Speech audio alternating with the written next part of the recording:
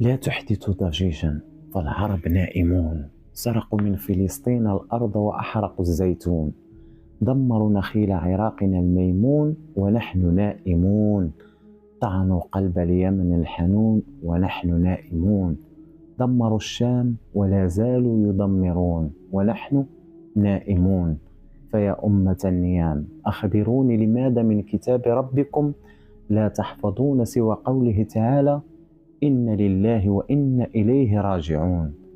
أكيد لأننا قوم عن كتاب الله غافلون، وإذا قرأناه فنحن لمعانيه غير فاهمون، وإذا فهمناه فلتعاليمه لسنا مطبقون. أليس هذا كاف ليجعلنا قوم ضالون؟ عظم الله أجركم في أمة المستسلمون. قضي الأمر.